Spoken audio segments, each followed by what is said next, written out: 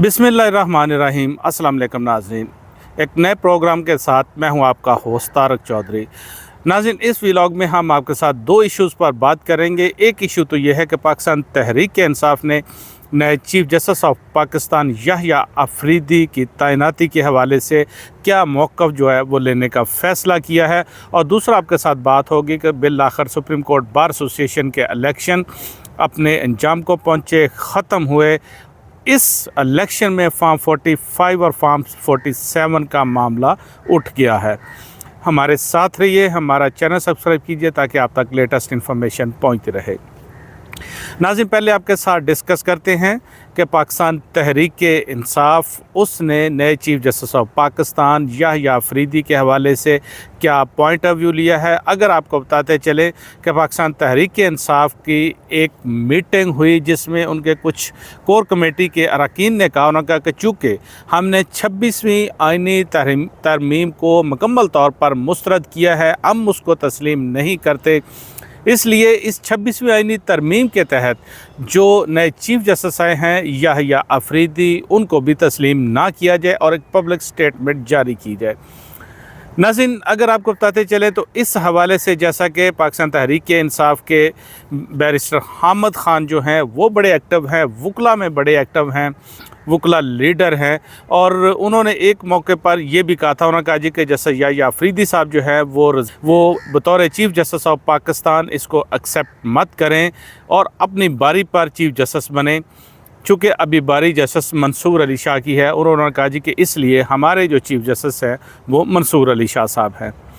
अब आपको बताते चलें कि पाकिस्तान तहरीक इंसाफ उसकी जो कोर कमेटी के मेंबरान हैं, जो उसके अहम ओहदेदारान हैं, उन्होंने ये डिसाइड किया, उन्होंने कहा जी कि 26वीं आईनी तरमीम तो पास हो चुकी जैसे भी थी, हम उसका हिस्सा नहीं थे, लेकिन नए चीफ जस्टिस ऑफ पाकिस्तान उनको हमें तस्लीम करना चाहिए, हमें उनके साथ चलना चाहिए, क्योंकि अगर हम सिस्टम में रह कर बात कर सकेंगे तो शायद ये बेहतर होगा बजाय कि ख़ुद को सिस्टम से आउट कर लिया जाए।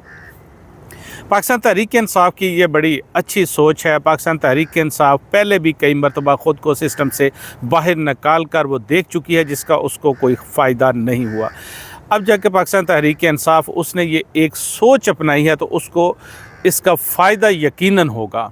अब आपको बताते हैं कि पाकिस्तान तहरीक इंसाफ चूँकि उसने ये तस्लीम किया, वो जस्टिस याहिया अफरीदी को उन्होंने कहा जी तस्लीम करते हैं, और उसके बाद उन्होंने जुडिशल कमीशन ऑफ पाकिस्तान के लिए अपने 2 मेंबरान जो थे उनकी भी नॉमिनेशन कर दी है।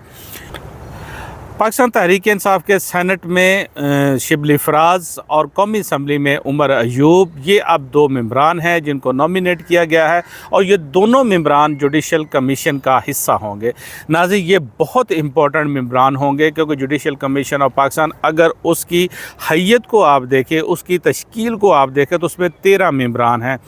गवर्नमेंट पहले से अपने तौर पर अक्सरियत लेकर बैठी हुई है, लेकिन चूँकि इसका जो पहला इजलास होना है वो बड़ा इम्पोर्टेंट है, वो बड़ा हंगामा खेज़ किस्म का इजलास होगा, क्योंकि 13 मेंबरान में उस पहले इजलास में 12 लोग शरीक होंगे, 12 मेंबरान शरीक होंगे, और इन 12 मेंबरान ने डिसाइड करना है कि 13वां मेंबर जो कि उस वक़्त आईनी बेंच का सरबराह बनाया जाएगा वो कौन है, और जब आईनी बेंच का सरबराह बनाया जाएगा तो फिर वो 13वें मेंबर के तौर पर उस अजलास में शरीक होंगे। और ज़ाहिर बात है कि पहले अजलास, अगर ये अजलास 6-6 वोट से टाई हो जाता है, यानी कि 6 जो मेंबरान हैं वो गवर्नमेंट की तरफ होते हैं, और पीटीआई के 2 मेंबरान जो हैं ये शामिल करके जजेस के 6 वो मेंबरान बन जाते हैं, तो ज़ाहिर बात है फिर इस हवाले से एक नई अजीब जो है एक नई कैफियत पैदा हो जाएगी, जिसका आइन ने कोई सलूशन नहीं दिया। 26वीं आईनी तरमीम में इसका कोई सलूशन नहीं है।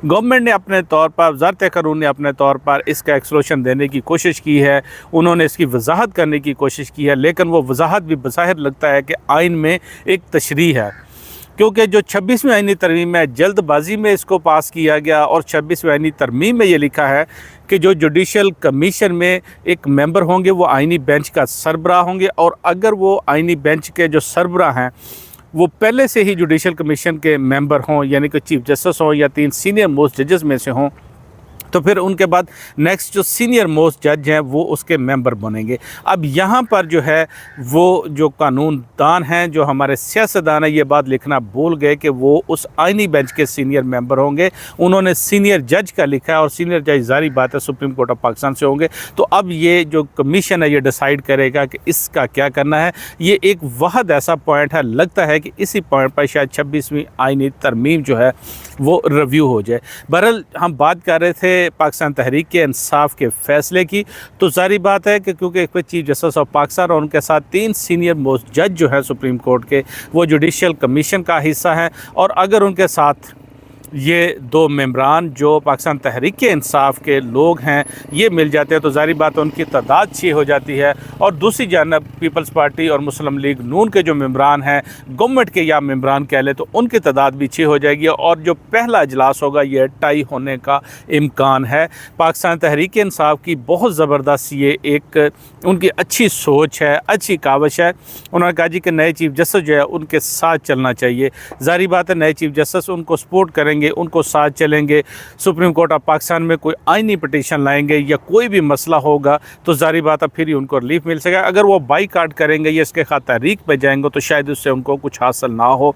बहरहाल दूसरी जानब वकला जो है उन्होंने अपनी एक तहरीक जो है उसका ऐलान कर रखा है। वकला बरादरी जो है उनकी एक एक्शन कमेटी बन गई है। गर्चे हामिद खान इलेक्शन हार गए हैं, वकला इलेक्शन हार गए हैं, लेकिन इलेक्शन वो हारे हैं सिर्फ सदर की सीट की हद तक, अगर आपको बताते चले, क्योंकि अगर जो बाकी मेंबरान हैं सुप्रीम कोर्ट बार एसोसिएशन के जो मुंतखब हुए हैं, जो बॉडी मुंतखब हुई है, उनमें अक्सरियत हामिद खान ग्रुप की है।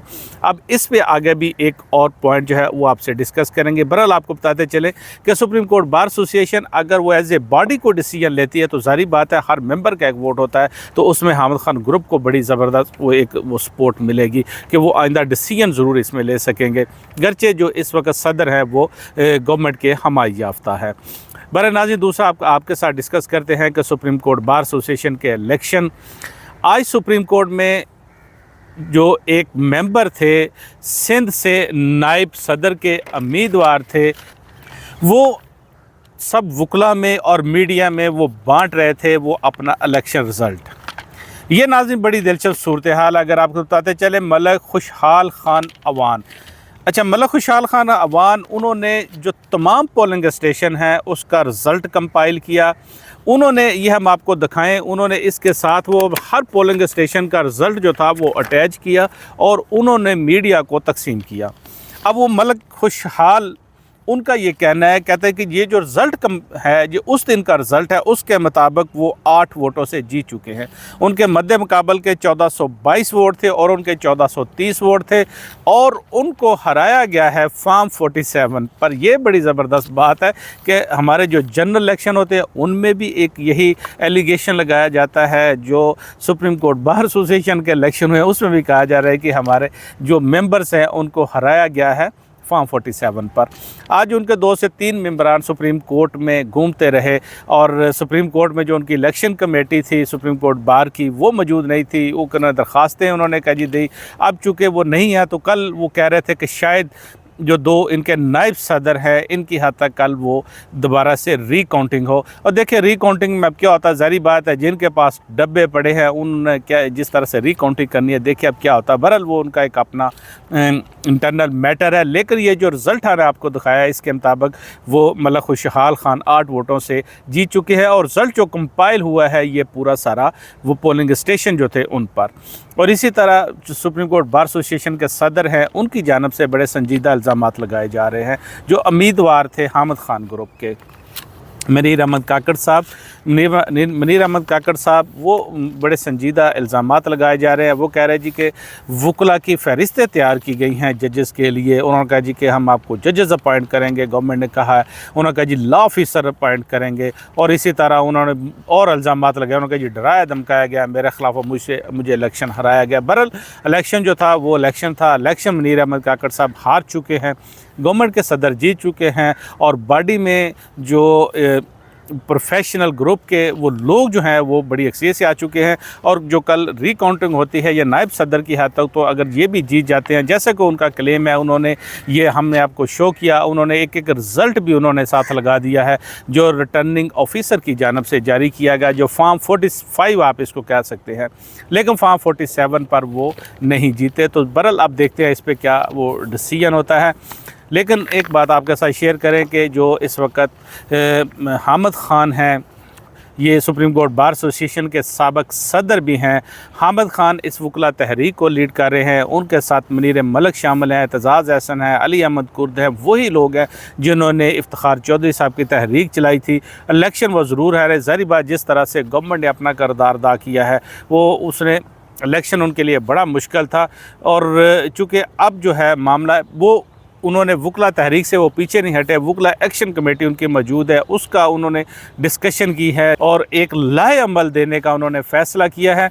अब उन्होंने फ़ैसला किया जी कि हम सुप्रीम कोर्ट के अंदर और यानी कि सुप्रीम कोर्ट के अंदर तो वो लड़ेंगे, एक फोरम पर सुप्रीम कोर्ट पर अपना मुकदमा पेश करेंगे। मुनीर मलिक साहब वहाँ पर पटिशन लेकर आ चुके हैं Balochistan high court bar association की जानब से, और उन्होंने कहा जी के सड़कों पर भी अब जो है वो एहतजाज होगा और भरपूर तरीके से हम मुकाबला करेंगे ये जो सारी फस्तायत है जो 26वीं आईनी तरमीम पास कराई गई है इसके ख़िलाफ़। और उन्होंने कहा जी अदलिया की जो आज़ादी है इसको बहाल कराया जाएगा। और एक मरतबा फिर हमारी जो कोशिश है, उन्होंने कहा जी कि सीनियरिटी का जो असूल है जिस पे चीफ जस्टिस ऑफ पाकिस्तान को तैनात किया जाता है उसको बहाल कराया जाता। नाज़रीन, ये वो सूरत हाल थी, ये वो रिसेंट डेवलपमेंट थी जो आपके साथ शेयर करना थी। अपना बहुत सारा ख्याल रखिएगा, आपकी खिदमत में फिर हाज़िर होंगे नए वीला के साथ, नई पेशरफ्त के साथ। अल्लाह हाफिज़।